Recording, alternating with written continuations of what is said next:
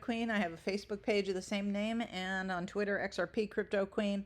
This is not financial advice. I simply share what I do and how I show my research and all that, but please do your own. Also, if you get value out of this content, please hit the like, thumbs up, and subscribe and get the bell notification for all of them so you know when my next video comes out. Let's see. Anything else I need to say before I start really recording this? I'll think of it as we go along. But I wanted to review this because I think it's important, This is A to Z, the top connections that Ripple has around the world in the background going on while the SEC and goes after XRP, and we'll see how this pans out. I want to read the top to you in case you haven't been reading this all along. Okay, this list is based on 2019. Okay, 100 largest banks in the world by total assets. The list links the top 100 banks by assets in Ripple. Currently, 38% of the world's top 100 banks have been linked to Ripple. That's a lot. Bear in mind that there are NDAs in place also. NDAs, non-disclosure agreements. So there could be another 10, 15% there. And banks might be connected to Ripple via another integrator. So take that into consideration. These are the ones that are just out there in public, A to Z. Okay, so Bank of China, huge. Look at the total assets on these, okay? China Construction Bank, huge. Bank of China, Mitsubishi, JP Morgan Chase, HSBC, Bank of America, BNP, Citigroup, the rest of these, some of these that I leave out, it's not because they're not United States, just, take a look at their, their assets.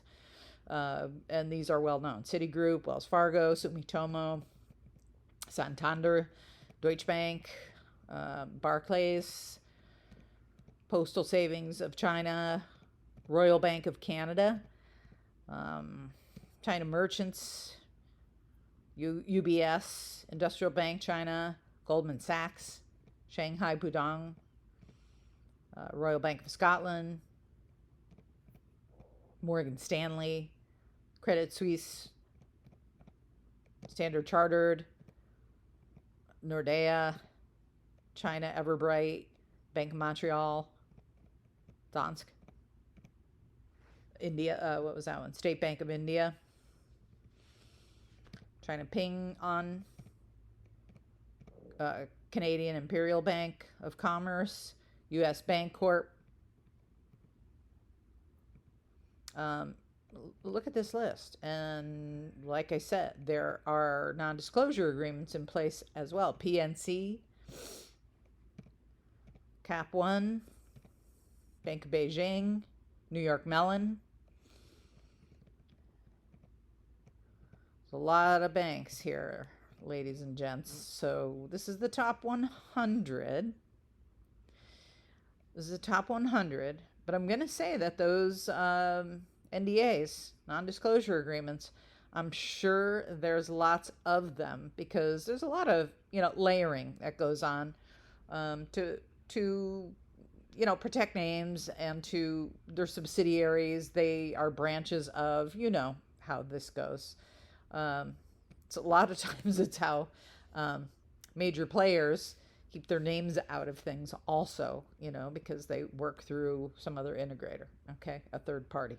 All right. So I will put the link to this down below in the video description because I just think it's important for everybody to know what's actually going on out there, A to Z, with the partnerships with Ripple. Once this SEC versus Ripple XRP shuts down, there's a lot of things. There's a lot of things in place to, make things happen in life here using your XRP. So while it's at 39 cents, and before it creeps up quickly, and we don't know how quickly, I don't have a crystal ball. Like Moon Lambo says, it could hover at $1 for a year. I just sincerely doubt that. Not that I don't, he's good, but I don't believe that. I think it'll probably shoot pretty quickly. I'm just guessing in second, third quarter of 2023, maybe to double digits. And by that, I mean $10 to $25. But I'm just guessing now because no one has a crystal ball, including myself. I wish I did. However, when it does skyrocket, and the longer you hold, the more likely they make the leap to using this once the SEC gets out of the way with this. I think the XRP ledger and XRP will be in full swing, and you won't be able to touch it for under $100. And I'm guessing that's somewhere around 2025 on that. Okay, so I'm going to wrap it right here. Thanks so much for being with me. Always do your own research, but if you have any questions, put them down in the comments section below. If you want to book a one-on-one session with me, please email me at zendevon@gmail.com. Put crypto in all uppercase letters in the subject box, because I get a lot of email and I don't want to miss you. Or you could put it right in the comments and I'll refer you to the email so that we can talk offline and get you scheduled up for a Zoom call for an hour. On those calls, normally what people do is either try to plan their goal setting strategy, or a buying strategy, if you will, a profit taking strategy. Sometimes they just want to get started with an exchange and they're, kind of afraid to set things up. I always say put your passwords and everything and your recovery phrases in 3 different notebooks and stash those in 3 different places, nowhere near your ledger. By the way, all those products and all my exchanges and the ledger, the links for it are down below in the description box.